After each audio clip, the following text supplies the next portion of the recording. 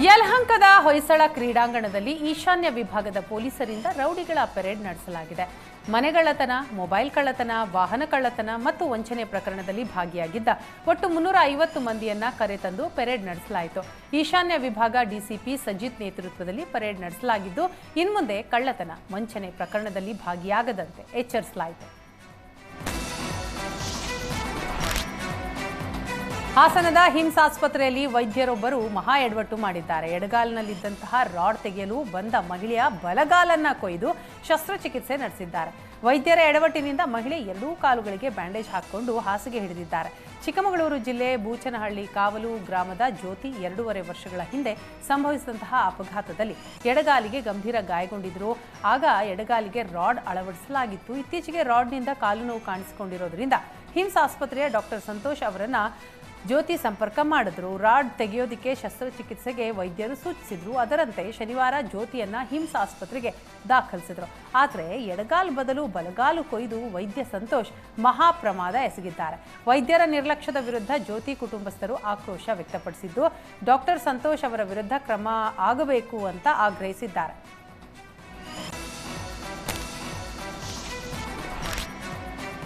ಮಹಾರಾಷ್ಟ್ರ ಪಶ್ಚಿಮ ಘಟ್ಟಗಳಲ್ಲಿ ಸುರಿತಾ ಇರೋ ಧಾರಾಕಾರ ಮಳೆಯಿಂದ ಯಾದಗಿರಿ ಜಿಲ್ಲೆಯ ಬಹುತೇಕ ಜಲಾಶಯಗಳು ಸಂಪೂರ್ಣ ಭರ್ತಿಯಾಗಿವೆ. ಮಹಾರಾಷ್ಟ್ರದ ಡ್ಯಾಂಗಳಿಂದ ಭಾರೀ ಪ್ರಮಾಣದಲ್ಲಿ ನೀರು ಬಿಡುಗಡೆ ಹಿನ್ನೆಲೆ ಭೀಮಾ ನದಿ ಮೈದುಂಬಿ ಹರಿತಾ ಇದೆ. ಗೂರುಸಣಗಿ ಬ್ರಿಡ್ಜ್ ಕಮ್ ಬ್ಯಾರೇಜ್ನ 24 ಗೇಟ್ ಓಪನ್ ಮಾಡಿ ನೀರು ಬಿಡುಗಡೆ ಮಾಡಲಾಗಿದ್ದು, ಭೀಮಾ ನದಿ ತೀರದ ಗ್ರಾಮಗಳಲ್ಲಿ ಪ್ರವಾಹದ ಆತಂಕ ಎದುರಾಗಿದೆ. ಕಂಗಳೇಶ್ವರ, ವೀರಾಂಜನೇಯ ದೇಗುಲಗಳು ಜಲಾವೃತವಾಗಿದ್ದು, ಭೀಮಾ ನದಿ ನೀರು ನುಗ್ಗಿ ಅಪಾರ ಪ್ರಮಾಣದ ಭತ್ತ, ಹತ್ತಿ ಬೆಳೆ ಹಾನಿಯಾಗಿದೆ. ಬೆಳೆದ ಬೆಳೆ ಕಳೆದುಕೊಂಡು ಯಾದಗಿರಿ ಜಿಲ್ಲೆಯ ರೈತರು ಕಂಗಾಲಾಗಿದ್ದಾರೆ. ಬೆಳಗಾವಿ ಜಿಲ್ಲೆ ಪೊಲೀಸರು ಭರ್ಜರಿ ಬೇಟೆಯಾಡಿದ್ದಾರೆ. ಮಹಾರಾಷ್ಟ್ರ ಬೆಳಗಾವಿ ಗಡಿ ಭಾಗದಲ್ಲಿ ಗಾಂಜಾ ಮಾರ್ತಾ ಇದ್ದ ಓರ್ವನನ್ನ ಪೊಲೀಸರು ಖೆಡ್ಡಾಗೆ ಕೆಡವಿದ್ದಾರೆ. ರಾಯಬಾಗ ತಾಲೂಕಿನ ನಿಡಗುಂದಿ ಗ್ರಾಮದ ಕಬ್ಬಿನ ಗದ್ದೆಯಲ್ಲಿ ಅಕ್ರಮವಾಗಿ ಬೆಳೆದಿದ್ದ ಬರೋಬ್ಬರಿ 441 ಕೆಜಿ ತೂಕದ ಗಾಂಜಾವನ್ನ ಪೊಲೀಸರು ಜಪ್ತಿ ಮಾಡಿದ್ದಾರೆ. ಜಮೀನಿನಲ್ಲಿ ಗಾಂಜಾ ಬೆಳೆದಿದ್ದ ನಿಡಗುಂದಿ ಗ್ರಾಮದ ಸಿಂಗಾಡಿ ಮಾಳಪ್ಪ ಹಿರೇಕೋಡಿಯನ್ನ ಪೊಲೀಸರು ಬಂಧಿಸಿದ್ದಾರೆ. ತನ್ನ ಜಮೀನಿನಲ್ಲಿ ಗಾಂಜಾ ಬೆಳೀತಾ ಇದ್ದ ಸಿಂಗಾಡಿ ಮಾಳಪ್ಪ ಮಹಾರಾಷ್ಟ್ರ ಮತ್ತು ಬೆಳಗಾವಿ ಗಡಿ ಭಾಗದ ಯುವಕರಿಗೆ ಮಾರಾಟ ಮಾಡಿ ದುಡ್ಡು ಮಾರ್ತಾ ಇದ್ರು.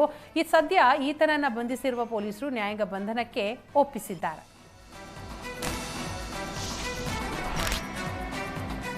ವಿದ್ಯುತ್ ದರ ಮಾದರಿ ಕೆಎಸ್ಆರ್ಟಿಸಿ ಬಸ್ ದರವನ್ನು ವರ್ಷಕ್ಕೊಮ್ಮೆ ಏರಿಕೆ ಮಾಡೋದಕ್ಕೆ ರಾಜ್ಯ ಸರ್ಕಾರ ಚಿಂತಿಸಿದೆ. ದರ ಏರಿಕೆ ಸಂಬಂಧ ಈಗಾಗಲೇ ರಾಜ್ಯ ಸರ್ಕಾರ ಸಮಿತಿಯೊಂದನ್ನು ರಚಿಸಿದೆ. ಕರ್ನಾಟಕ ಮೋಟಾರು ವಾಹನ ನಿಯಮ 1989 ಅಡಿಯಲ್ಲಿ ದರ ನಿಯಂತ್ರಣ ಸಮಿತಿ ರಚನೆ ಮಾಡಿದ್ದು, ಅಧ್ಯಕ್ಷರು ಹಾಗೂ 2 ಸದಸ್ಯರನ್ನ ಈ ಸಮಿತಿ ಒಳಗೊಂಡಿದೆ. ಈ ಸಮಿತಿ ಕಾಲಕಾಲಕ್ಕೆ ದರ ಪರಿಷ್ಕರಣೆ ಮಾಡಲಿದ್ದು, ದರ ಹೆಚ್ಚಳಕ್ಕೆ ಸರ್ಕಾರಕ್ಕೆ ಪ್ರಸ್ತಾವನೆ ಸಲ್ಲಿಸಲಿದೆ.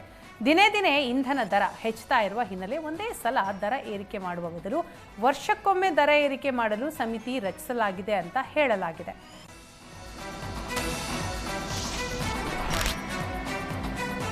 ನಿರಂತರ ಮಳೆ ಹಿನ್ನೆಲೆ ಕಲಬುರಗಿ ಜಿಲ್ಲೆಯಲ್ಲಿ 10 ಅವಾಂತರಗಳು ಸೃಷ್ಟಿಯಾಗಿವೆ.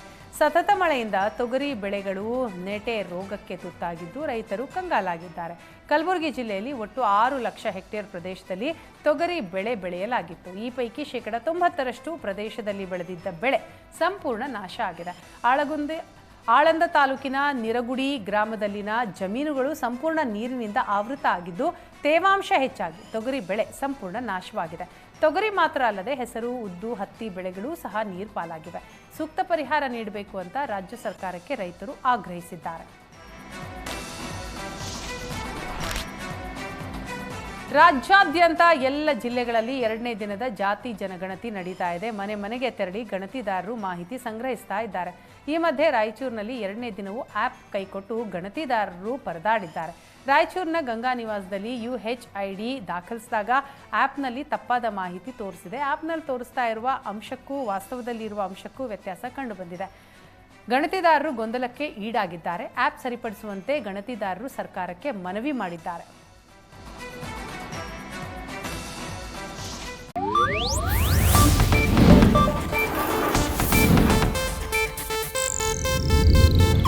ಇದು ಏಷ್ಯಾನೆಟ್ ನ್ಯೂಸ್ ನೆಟ್ವರ್ಕ್ ಪ್ರಸ್ತುತಿ.